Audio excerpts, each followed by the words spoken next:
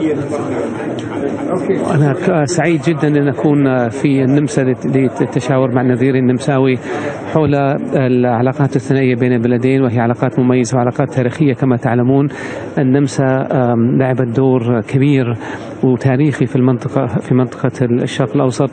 النمساويين كانوا من أول المستشرقين في العالم في الغرب، وأتوا إلى المنطقة منذ مدة طويلة جدا، كتبوا عنها كتب كثيرة، أجروا عنها أبحاث، عاشوا فيها، وكان لهم احتكاك إيجابي وبناء مع الدول الإسلامية والدول العربية بالذات. والنمسا الآن من الدول المحايدة تلعب دور مهم في القضايا اللي تهم العالم العربي والعالم الإسلامي. أتيحت لي الفرصة اليوم أن أبحث مع نظيري العلاقات الثنائية بين البلدين المميزة وسبل تعزيزها وتكثيفها في كل المجالات. كما بحثنا الأوضاع في المنطقة ورأسها الوضع في سوريا، وكيفية إيجاد الحل السلمي لهذا النزاع الذي يضمن مستقبل سوريا ويؤدي إلى مرحلة انتقالية لا تشمل بشار الأسد فيها. كما بحثنا الأمور التجارية في البلد وكيف تعزيزها. دعيت معالي لزيارة المملكة العربية السعودية في المستقبل القريب بإذن الله، لنستطيع نستمر هذه التشاور، وهذا ما دار بيننا. هذا المساء ستلتقون بنظيركم الامريكي والتركي ويوم غد مع لافروف في هذا اللقاء، هذا المساء غدا صباحا. هل ستضعون بعد نقول اللمسات الاولى لخطه سياسيه لوقف اراقه دماء السوريين؟ لا اعلم اذا كان اللقاء سيكون هذا المساء، ربما تغير الى بكره الصباح، ولكن كلها تبان ان شاء الله. الهدف من وراء اللقاء هو التشاور والتنسيق وبحث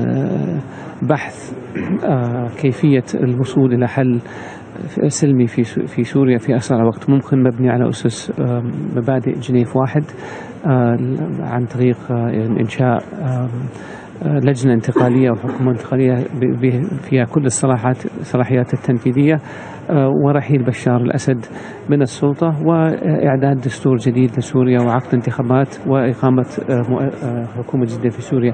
المهم هو الحفاظ على وحدة سوريا ووحدة أراضيها، الحفاظ على المؤسسات المدنية والعسكرية في سوريا لتجنب الفوضى. المهم هو الحفاظ على سلامة وأمن الشعب السوري الشقيق، وإنهاء القتال، والبدء في إعادة بناء سوريا وبناء مستقبل جديد للأشقاء السوريين لا يشمل بشار الأسد. فسنبحث هذه الأمور مع نظيرنا الروسي، ونطرح له بعض الأفكار، ونستمع من ما لديه من أفكار حيال هذا الأمر، ونحاول أن نقرب المواقف. ولكن الهدف واضح بالنسبة لي، ما هي الأهداف التي نود أن نصل إليها. يبدو أن وزير خارجية روسيا وربما بعض الأطراف إيران مثلا أقنعت عددا من الأوساط أو المسؤولين في الدول الغربية، في بروكسل، في لندن، وما في باريس، بأن هناك مسألة حيوية أولى ذات الأولوية القصوى هي مكافحة داعش وأخواتها، ثم يأتي الحل السياسي. أنتم تقريبا هذه المقاربة لستم؟ لا أعتقد أن هذا تقييم صحيح. ما التمسته من نظرائنا في الدول الغربية في العواصم الأوروبية وفي الولايات المتحدة أن الهدف هو إيجاد الحل لسوريا. بشار الأسد هو سبب ظهور داعش في سوريا ومن ثم في العراق.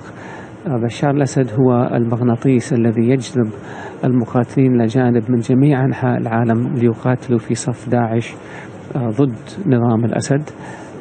فإذا أردنا أن نقضي على داعش فعلينا أن نبعد بشار الأسد من السلطة، ومن ثم نستخدم المؤسسات الموجودة في سوريا لمكافحة التطرف والإرهاب في سوريا. المملكة العربية السعودية ملتزمة في مواجهة الإرهاب أينما كان.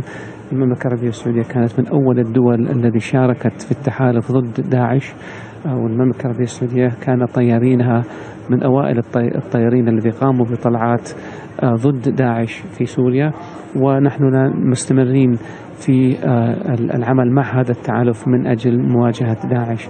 ولكن الأساس هو بشار الأسد، والجريمة الأساسية ارتكبها بشار الأسد، والشخص الذي يجب أن يحاسب على هذه الجريمة هو بشار الأسد. مع الوزير سؤال